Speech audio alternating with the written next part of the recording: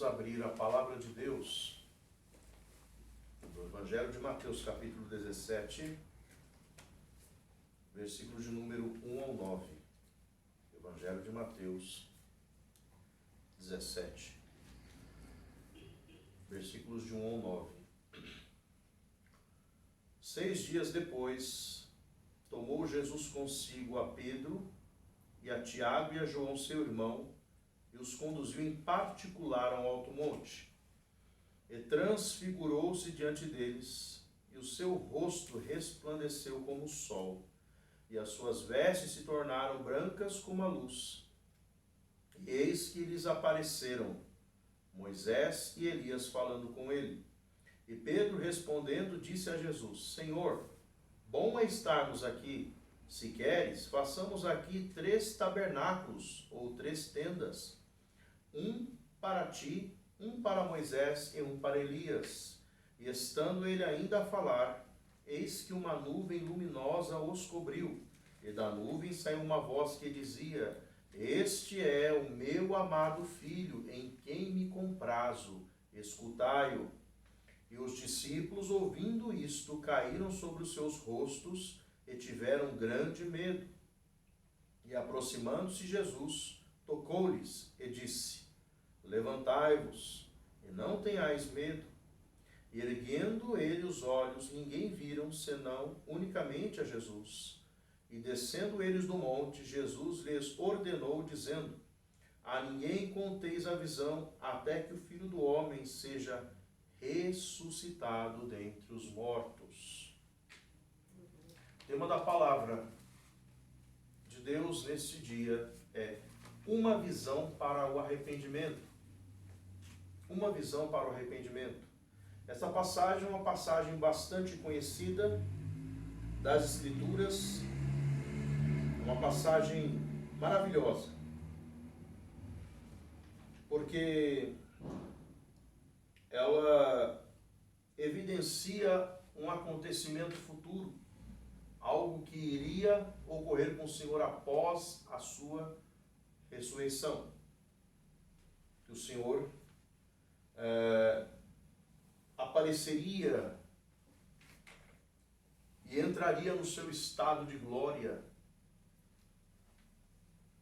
Mas, inicialmente, nós temos aqui que dizer que no momento que estamos vivendo, nesse momento de pandemia, entre aspas, que nós estamos vivendo na humanidade, nos nossos dias, e com o avanço e com o progresso, digamos assim, o avanço e o crescimento das mídias digitais, onde você tem acesso à informação em primeira mão, né? Algo é colocado ali pela internet no outro lado do mundo e chega até nós em uma fração de segundos. Então nós temos informação e conexão com o mundo todo de uma forma muito rápida. E as pessoas nesses tempos de pandemia, elas têm por costume postar coisas motivadoras, pensamentos motivacionais, mas também postam porções da palavra de Deus, Escritura. Não é errado em si você postar a palavra de Deus, não é isto. Mas muitas pessoas colocam textos, frases da palavra de Deus, porções da Escritura, sem conhecer o Deus da Escritura, sem na verdade ter um conhecimento de Cristo. E muitas vezes se usa a palavra de Deus de uma forma como se esta palavra ela fosse um amuleto, um galinho de arruda, um trevo da sorte. E muitos nos seus lares, em suas casas, deixam a Bíblia aberta no Salmo 23 ou no Salmo 91, ao ponto das páginas ficarem até amarelas pela ação do tempo. E tudo isso para trazer uma proteção, uma suposta proteção sobre as suas vidas. E esse tipo de ação, de prática, vem de um misticismo que é gerado pelo medo, né? Porque as pessoas, elas têm medo porque não conhecem a Deus verdadeiramente. Porque se conhecessem a Deus, não fariam coisas que desagradam a Deus, né? Que não aproximam a pessoa de Deus. E usar a palavra de Deus sem conhecer a Deus verdadeiramente é você profanar aquilo que é santo. É você profanar aquilo que é sagrado. Então você desagrada a Deus, você peca contra Deus. Então é necessário que a pessoa que se aproxima de Deus, que usa do conhecimento de Deus, venha conhecer, porque as pessoas geralmente buscam promessas da palavra. Promessas. Mas a palavra de Deus, ela nos ensina que toda promessa, ela vem precedida de um dever, de uma incumbência, de uma obrigação para com Deus. Não é somente a promessa, existe um dever que aquele que conhece a Deus, aquele que um dia foi salvo por Deus, sabe.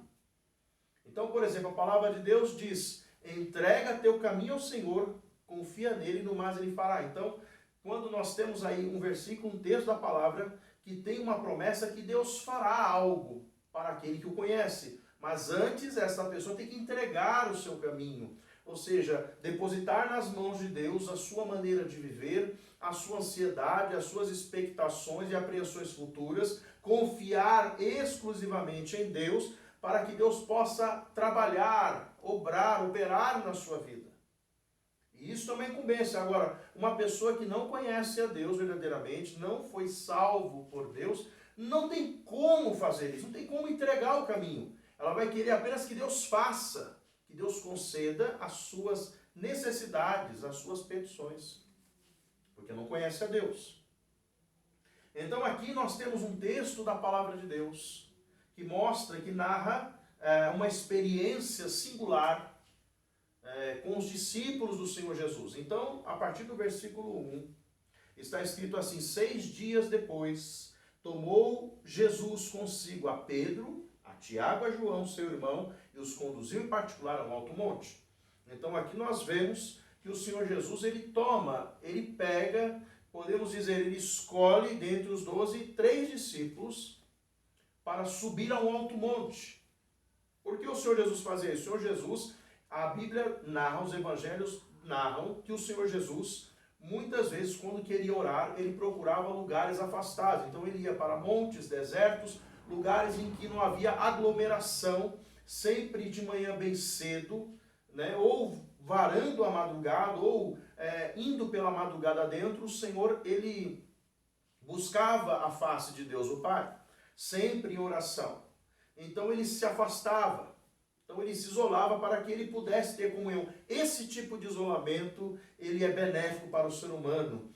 Não esse isolamento social protelado, muitas vezes imposto, sem tempo de acabar. Mas o isolamento com Deus, ele é benéfico. Ele é produtivo. Porque ele faz com que nós nos retiremos para verdadeiramente estarmos única e exclusivamente na presença de Deus. Então o Senhor Jesus, ele separa 3 dos 12 discípulos. Isso não quer dizer que o Senhor faz acepção de pessoas, porque o Senhor ama todos os seus discípulos, todos os seus filhos igualmente. Mas o Senhor, ele tem poder e ele escolhe aqueles que ele quer. Tanto que dentro desses 12 discípulos, que ele escolheu dentre uma multidão, depois de orar a noite toda, a Bíblia diz no Evangelho de Marcos que o Senhor escolheu para si aqueles que ele quis. Então ele escolheu 12 discípulos para fazê-los 12 apóstolos. Mas desses 12 apóstolos, um deles não era um salvo. O Senhor não escolheu para a salvação, o Senhor escolheu para ser um apóstolo. E não que ele não teve oportunidade de salvação, teve oportunidade porque ouvia a palavra do Senhor, teve oportunidade de ter contato com o Senhor Jesus, de aprender com ele, de comer, teve responsabilidade porque cuidava do dinheiro, das finanças dos apóstolos, que era Judas Iscariotes. A Bíblia diz no Evangelho de João, capítulo 6, versículos 70 e 71, o Senhor diz que não vos escolhi eu, vós os 12. Ele faz uma pergunta aos discípulos, mas ele diz: mas um de vós é um diabo. Judas Iscariotes era o diabo, era o traidor. Então ele escolheu sim 12 apóstolos para estarem com ele. Judas fez parte, como diz a Escritura, desse episcopado, desse santo ministério, porém, ele não fez parte para a salvação.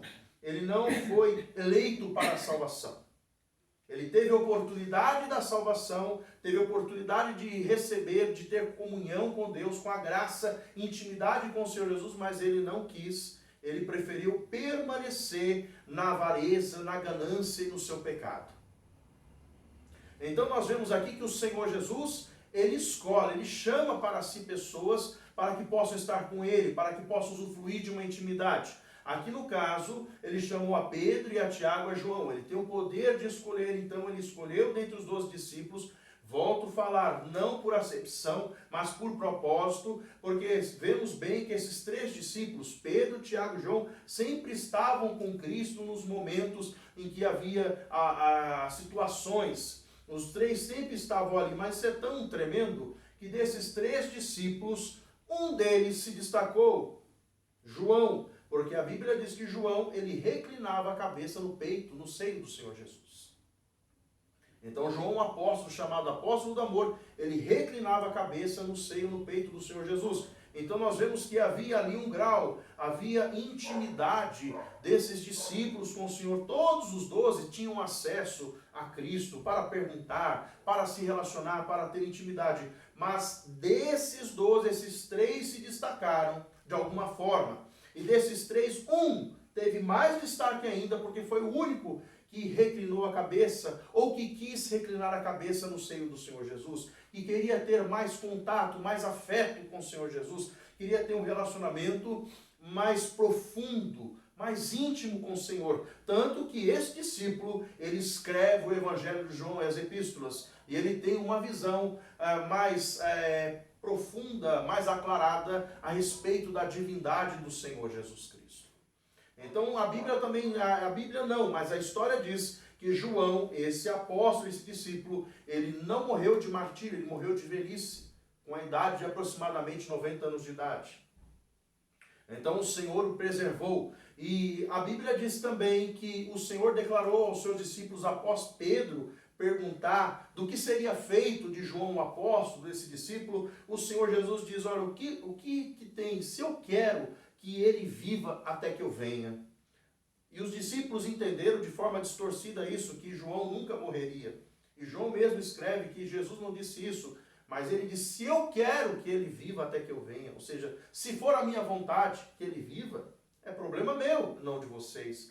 Então, aqui nós vemos inicialmente que o Senhor, ele chama esses discípulos e também tem um propósito aqui da palavra de Deus para vermos que não há acepção de pessoas, mas é cumprimento da Escritura.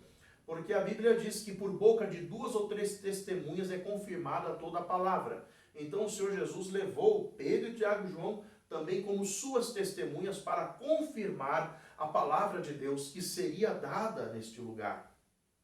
Que seria dada através dessa experiência e que hoje está registrada para nosso conhecimento. A partir do versículo 2, a Bíblia diz assim, verso 2, e transfigurou-se diante deles, e o seu rosto resplandeceu como o sol, e as suas vestes se tornaram brancas como a luz. Aqui nós vemos que o Senhor Jesus, no Evangelho de Lucas, no capítulo 9, narra com detalhes esse versículo, porque em Lucas fala que o Senhor, estando orando, ele se transfigurou, ele se transformou, houve, segundo a palavra no original, houve uma metamorfose. O Senhor Jesus, ele transformou-se em seu estado de glória, quando estava orando. E é interessante isso, que o seu rosto resplandeceu como o sol. E a Bíblia diz que o Senhor é o sol da justiça. E é no rosto das pessoas, dos seres humanos, é no rosto das pessoas que nós olhamos primeiramente, porque é o lugar de identidade de cada um. E a Bíblia diz que o Evangelho de Cristo, ele resplandece na face de Cristo. A glória deste Evangelho resplandece na face do Senhor Jesus. E toda esta visão que está sendo manifesta, que começou a ser manifesta agora, através dessa transformação do Senhor Jesus como um homem, como um ser humano que estava ali, mas agora, nessa forma glorificada, havia um propósito tremendamente soberano. Porque o Senhor Jesus, ele veio a este mundo numa forma de humilhação. O Senhor Jesus veio a este mundo numa forma de humilhação.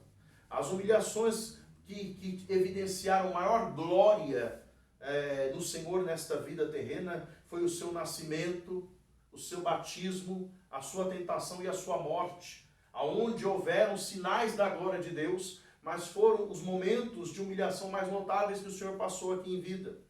E este momento no Monte da Transfiguração, era também para antecipar aquilo que seria futuramente, ocorreria através da sua ressurreição. E aqui nós vemos que o Senhor resplandece seu rosto, e as suas vestes se tornam brancas como a luz. E as suas vestes brancas como a luz, elas nos remetem ao quê? Remetem à santidade, à pureza do Senhor. E nisso nós vemos aqui que havia um propósito. Por quê? Porque em Lucas fala que os discípulos estavam carregados de sono naquele momento. Eles estavam ali com o Senhor Jesus no monte, mas estavam carregados de sono. E quando o Senhor está orando e ele se transforma, e ele entra num estado de glória, de glorificação, a sua aparência muda, se transforma, os seus discípulos são despertados naquele momento. E eles contemplam aquela glória, a glória do Senhor. E o seu rosto como o sol, e as suas vestes brancas, manifestando a pureza, a santidade de Deus ali, faz com que nós possamos pensar que assim como o sol é fonte de vida e calor, o Senhor, que é o sol da justiça, ele é fonte de vida e aquece os corações daqueles que se achegam a ele. E o Senhor também, assim como o homem, Adão e Eva, no Éden, Adão e Eva, quando pecaram, desobedecendo a Deus, eles temeram e tremeram diante de Deus, quando Deus apareceu a eles no Éden, por causa da santidade de Deus.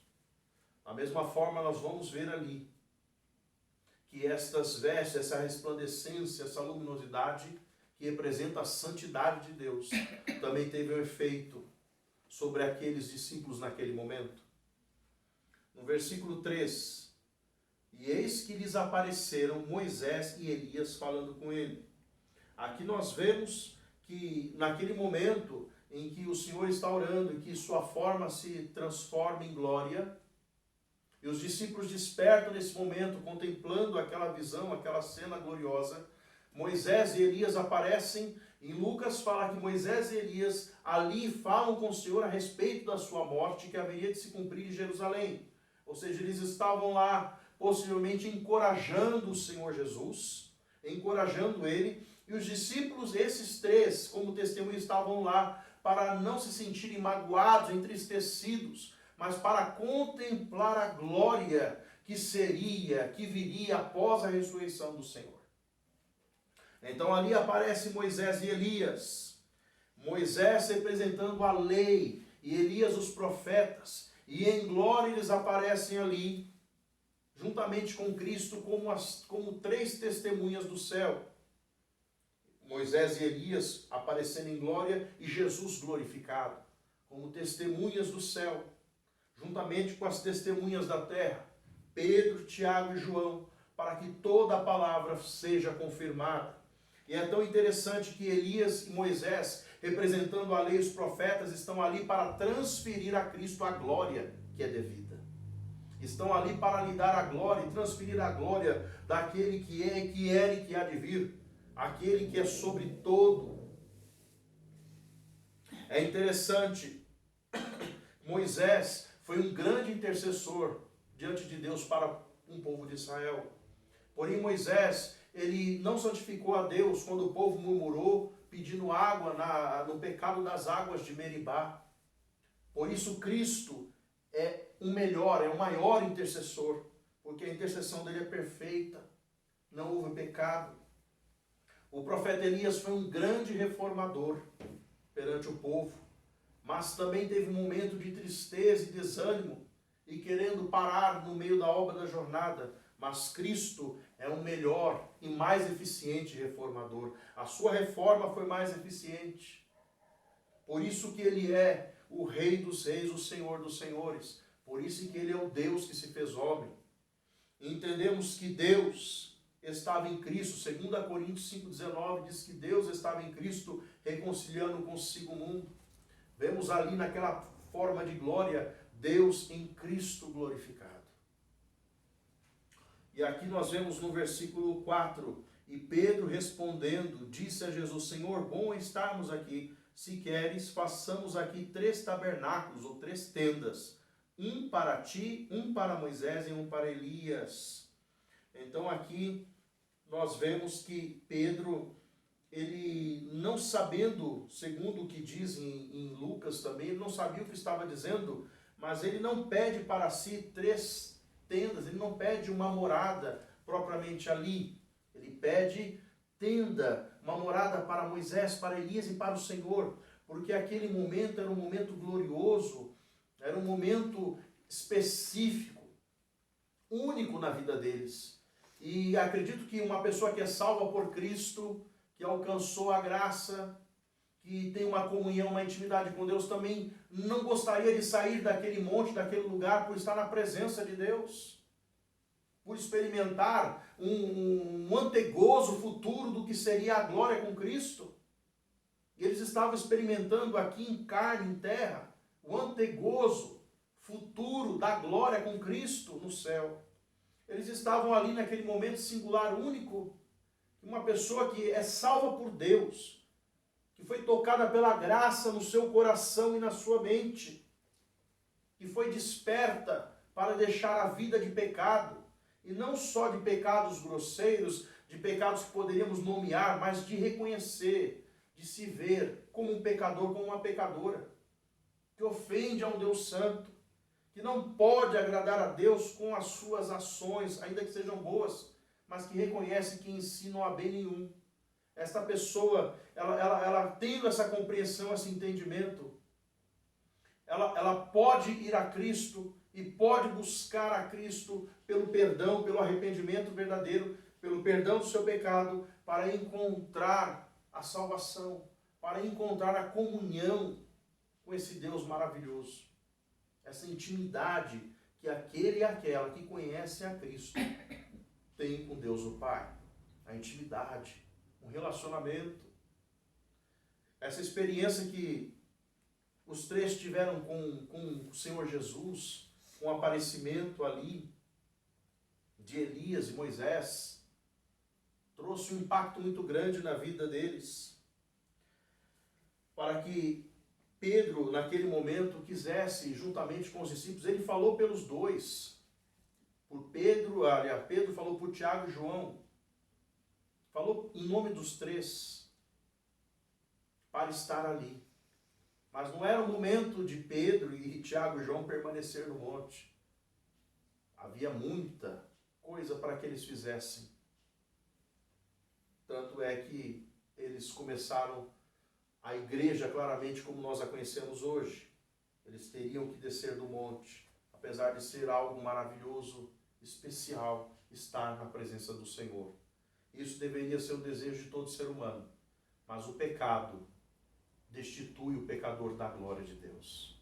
O pecado separa o pecador de Deus. Impede o pecador de chegar-se a Cristo, de conhecê-lo como Ele é, de ter comunhão, de ouvir a sua voz por meio da sua palavra, de experimentar fé, de não viver com medo dos misticismos que o mundo prega, que o mundo ensina, e do ceticismo que hoje o mundo ensina também, da incredulidade que há no mundo.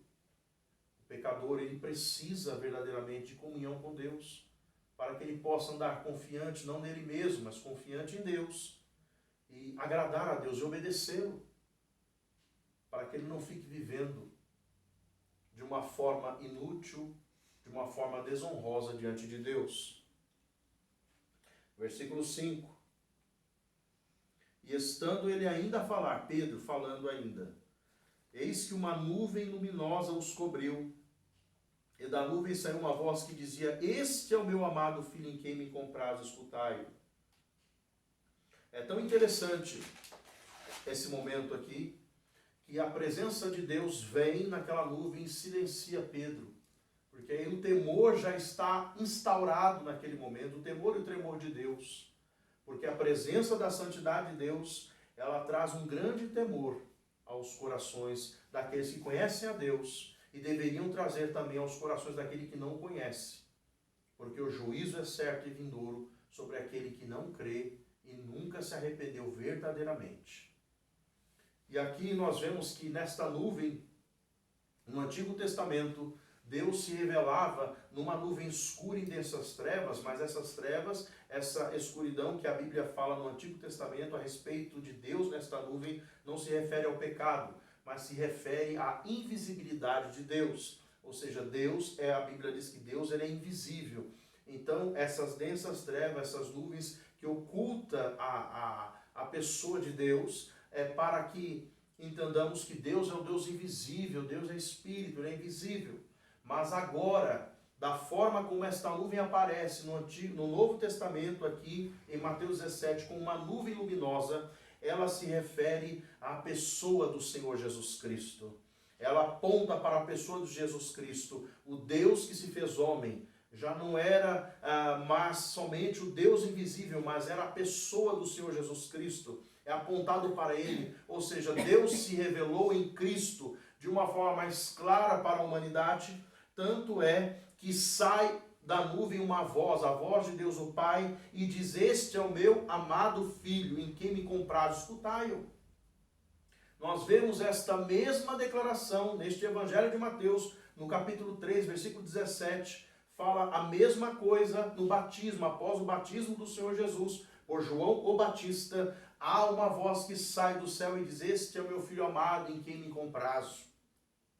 Aqui o Senhor Deus o Pai novamente fala, no meio daquela revelação, daquela manifestação, daquela visão gloriosa do Senhor Jesus, sai uma voz daquela nuvem luminosa e aponta para o Salvador, para o Senhor Jesus: Este é meu amado Filho, escutai-o. Escute.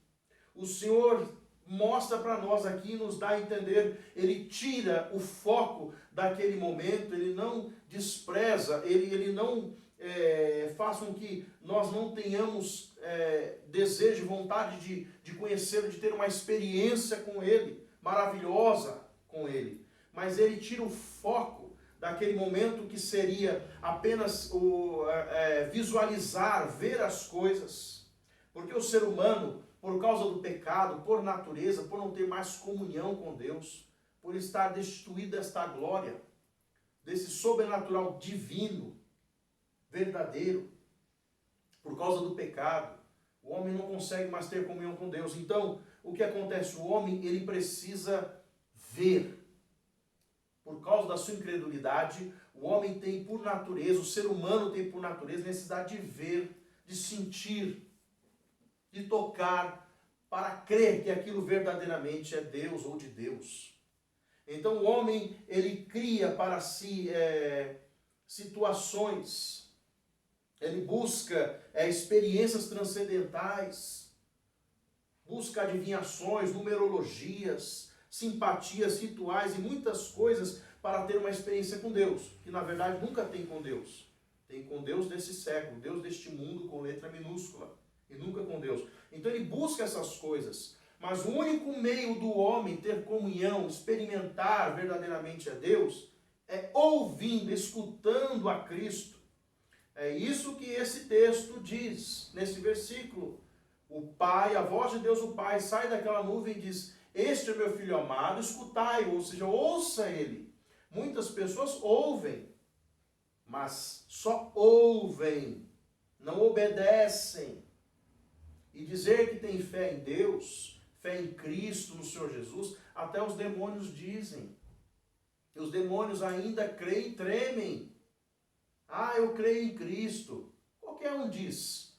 Mas se você crê, você tem que demonstrar a sua fé, evidenciá-la com a sua obediência aos mandamentos, à palavra de Deus. Se você não obedece à palavra, se você não segue a Cristo, por meio da sua palavra, você não tem uma fé legítima e verdadeira.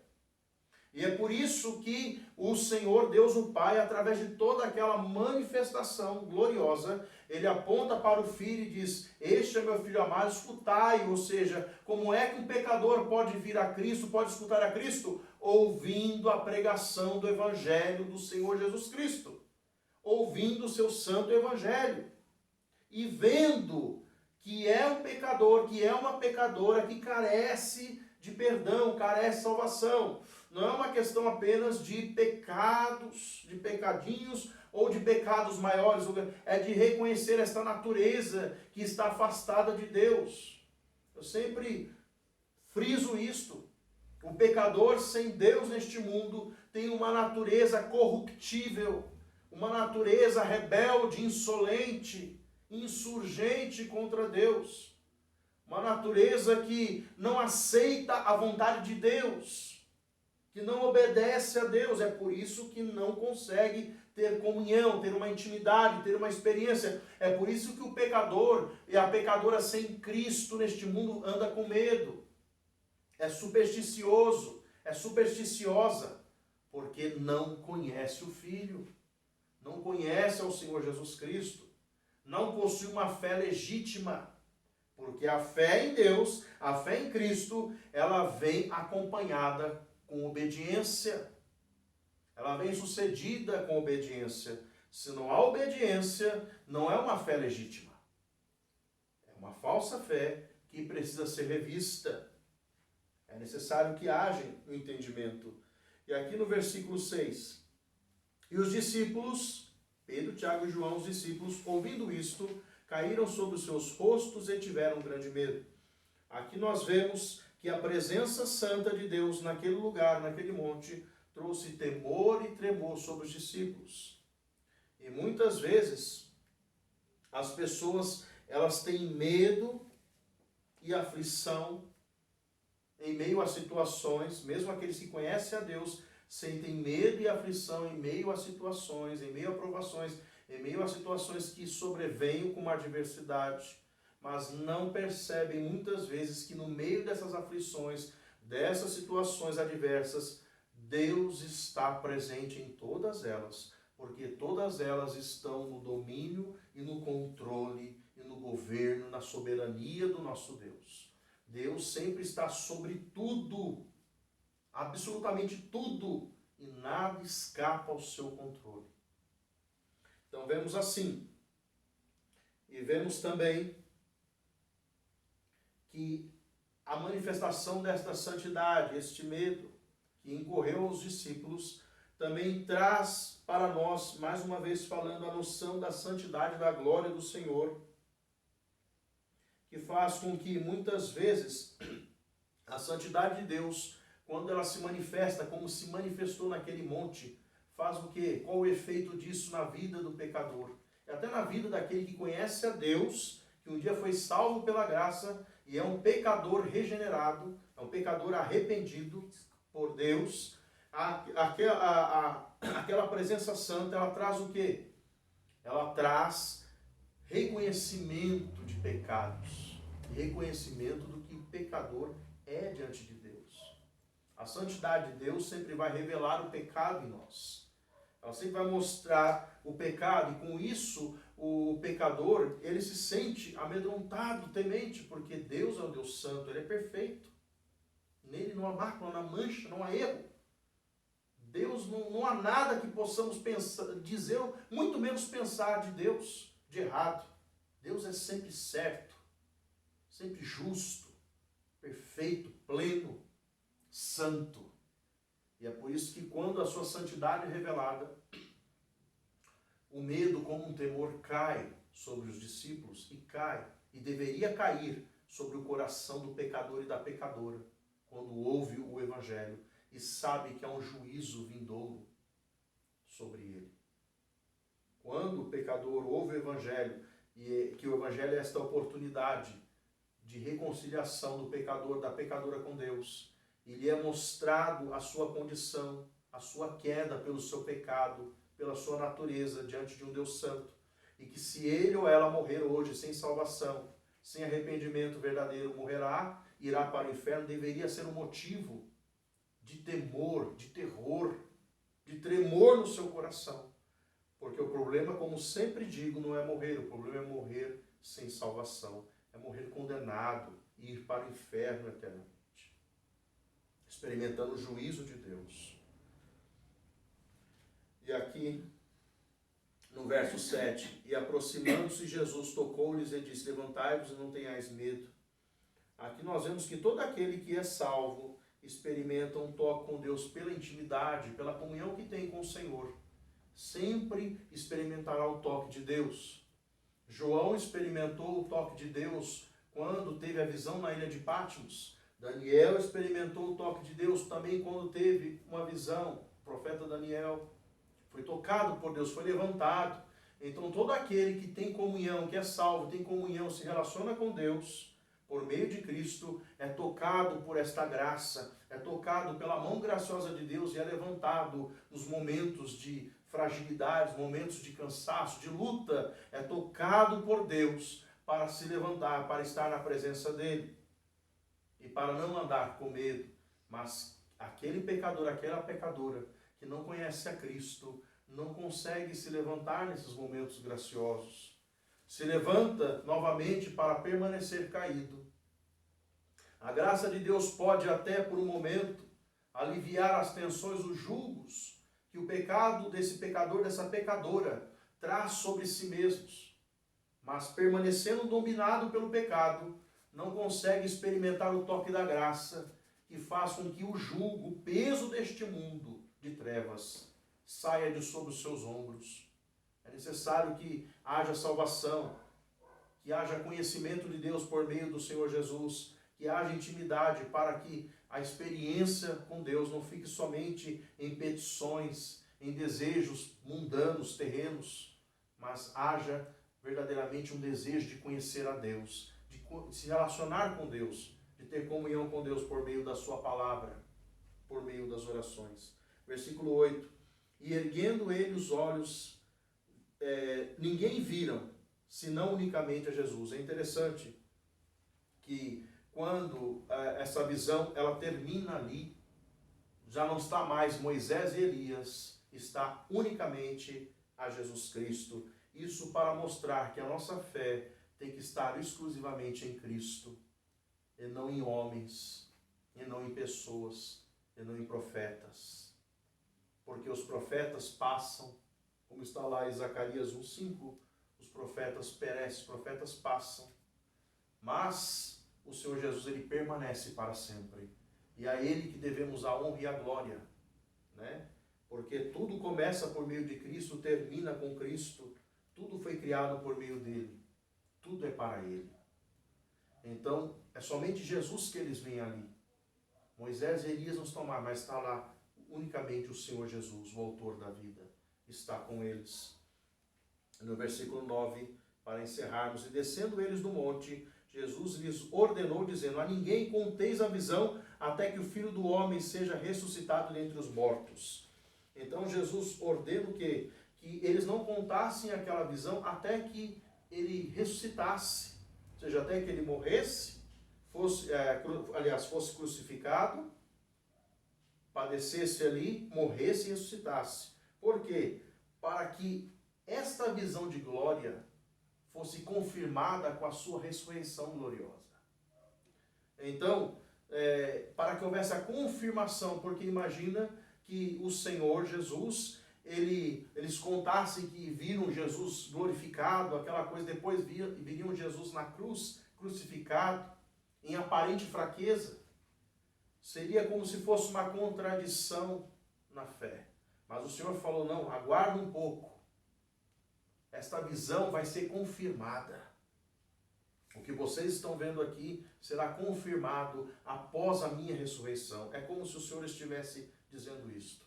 Após a ressurreição, esta manifestação de glória será confirmada, e é o que foi. E esta manifestação gloriosa, ela vem para nós hoje, para entendermos que a obra que o Senhor Jesus fez na cruz, e temos que ter uma visão, olhar da cruz de Cristo, pela obra que ele fez por pecadores ali, levando o pecado substituindo pecadores ali, qualquer tipo de pecado ali naquela cruz, para que o pecador, olhando para aquela cruz, possa ver ali os seus pecados cravados, depositados em Cristo, possa reconhecer que era ele que era para estar ali, era ela que era para estar naquela cruz e não está, porque o Senhor está ali, para que esse pecador, essa pecadora possa verdadeiramente ir a ele, pedindo perdão, suplicando por vida, por graça.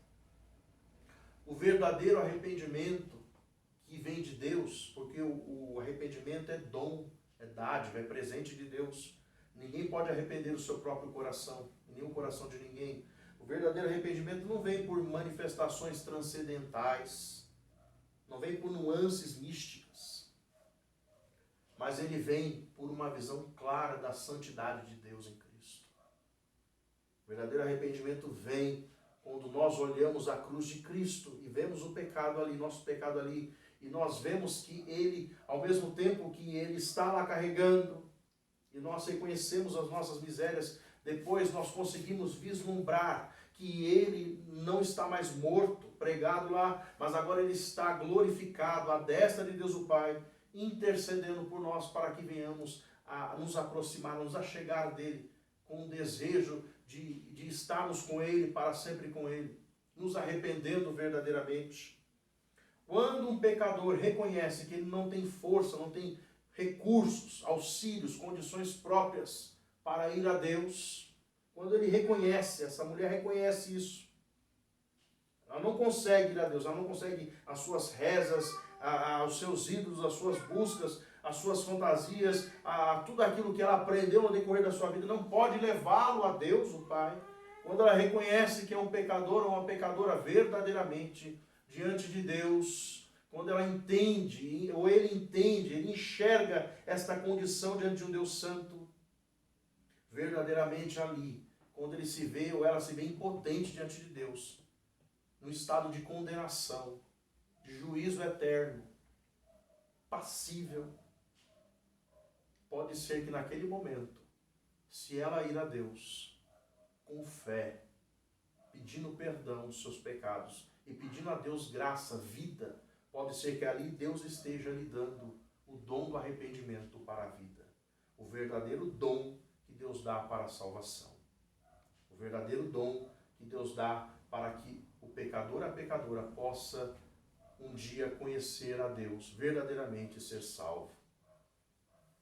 O pecador, a pecadora precisa ter uma visão do arrependimento, uma visão clara, que só é dada quando ele encontra e olha para a cruz, e quando ele vê os seus pecados em Jesus ali, e quando ele contempla nisso tudo a santidade de Deus, que Deus separa homens, mulheres, para estarem para sempre com ele, na sua glória. Que você possa, ouvindo esta palavra, meditar na sua vida e buscar o arrependimento, sabendo que ele não provém de ti, mas vem de Deus. Você possa se arrepender, que você possa crer verdadeiramente, que você possa entender como os discípulos entenderam da parte do Senhor, que toda aquela manifestação gloriosa que foi revelada a respeito da cruz, toda aquela manifestação gloriosa era para que os discípulos escutassem a Cristo, escutassem o Evangelho, e no caso deles, para nós, pregassem o Evangelho.